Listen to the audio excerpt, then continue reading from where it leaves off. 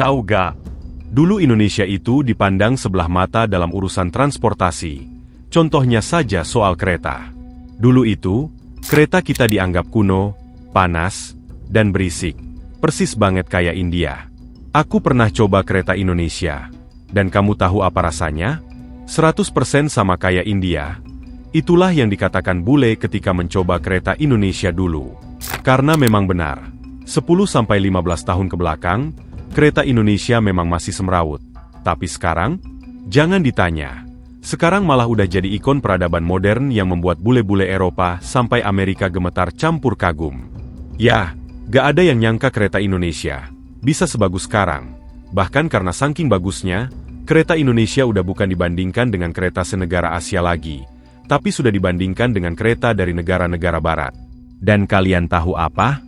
Banyak bule yang rela datang ke Indonesia cuman demi bisa merasakan pengalaman naik kereta di Indonesia.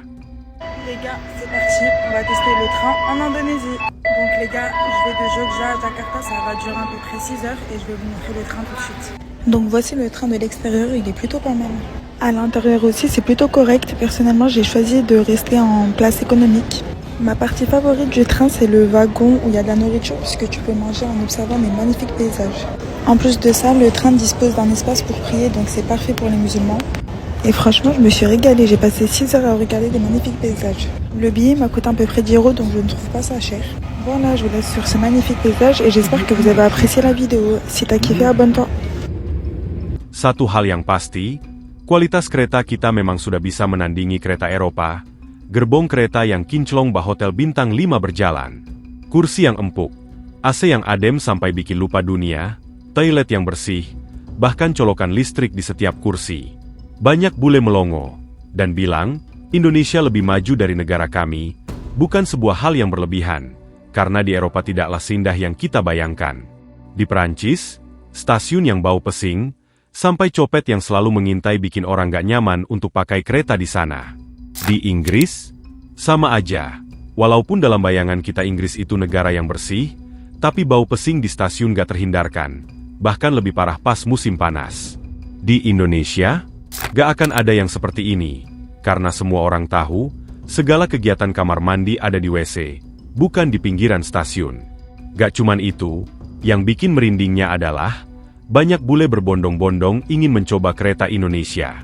Lebih gokilnya lagi, ada momen di mana satu gerbong kereta isinya hampir penuh oleh bule semua. Penumpang lokal yang naik sampai merasa seakan-akan sedang berada di luar negeri. Bayangkan, di Indonesia, naik kereta tapi suasananya kayak di Swiss atau Jerman.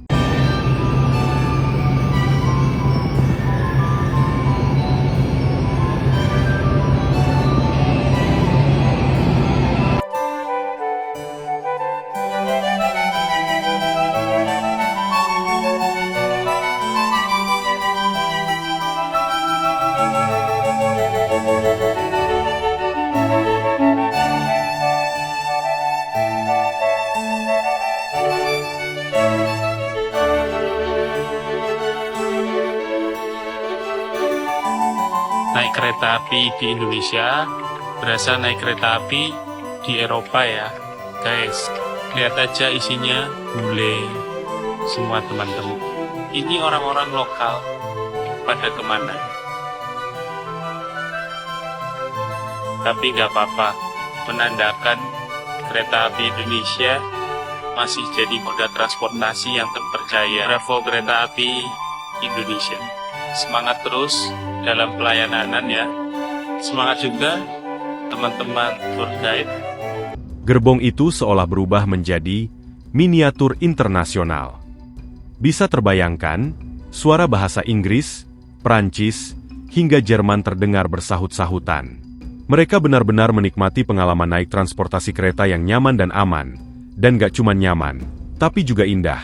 Karena saat perjalanan, mereka disuguhi oleh pemandangan-pemandangan hijau yang memukau. Kita harus bangga dengan hal-hal seperti ini. Karena apa?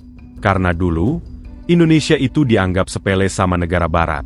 Tapi sekarang, orang barat malah ngantri pengen ke Indonesia. Ini adalah sebuah kemajuan untuk kita. Karena negara kita gak hanya terkenal dengan keramah tamahannya saja, tapi juga karena kenyamanan transportasinya.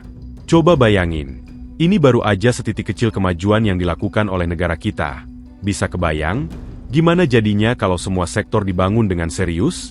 Tentu bisa terbayangkan gimana majunya negara kita.